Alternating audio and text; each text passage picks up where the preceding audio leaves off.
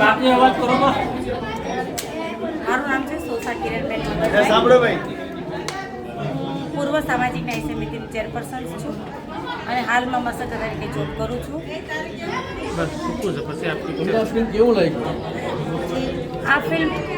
આ ફિલ્મની સ્ટોરી દરેક સમાજના મહિલાઓએ ખાસ જોવી જોઈએ અને જે સાવિત્રીબાઈનો જે સંઘર્ષ છે કે દરેક સમાજની અત્યારની જે સ્ત્રીઓ છે જે અત્યારે જે સારી રીતે રહી શકે છે એના બલિદાન માટે થઈને સાવિત્રીબાઈ ફૂલેએ પોતાનું આખું જીવન સંઘર્ષ એમાં જિંદગી આખી પોતાની એને નિર્માણ કરી દીધી છે.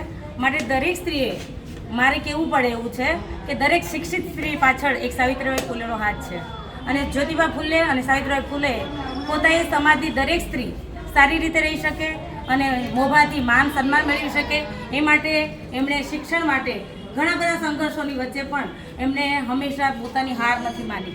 આ જોઈ અને અત્યારની શિક્ષિત મહિલાઓએ પોતાના 5 એવી આજુબાજુમાં રહેતી મહિલાઓ જે છે જે તકલીફમાં છે એને સહકાર આપવો જોઈએ, એને સપોર્ટ કરવો જોઈએ અને હંમેશા શિક્ષણ છે એ જ હથિયાર છે એ સમજીને દરેકે એની આગળ એને ભણાવવા માટે મદદરૂપ થવું જોઈએ. એવી ઘણી જગ્યાએ એવા લોકો છે જે ભણી નથી શકતા, એમને આર્થિક રીતે પણ મદદરૂપ થવું જોઈએ. દરેક જગ્યાએ આવા લોકો છે જ્યાં જઈ અને તમારે શોધ કરવી જોઈએ જેથી કરીને આપણું સપનું પૂરું થાય. સંઘર્ષ હંમેશા સંઘર્ષ જ છે, હંમેશા રહેશે અને કરવો જ જોઈએ દરેક સ્ત્રી. પિક્ચર જોવાનું પેલા.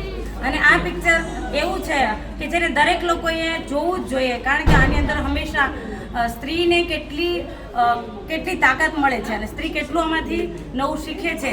સ્ત્રીને માં જજબો આવે છે અને પોતે પણ લડી શકે. માટે દરેક સમાજે, દરેક સ્ત્રીએ, દરેક લોકોએ જોવી જરૂરી છે. આ મૂવી બહુ સરસ છે અને આની અંદર હકીકત છુપાયેલી છે. ધન્યવાદ. Thank you.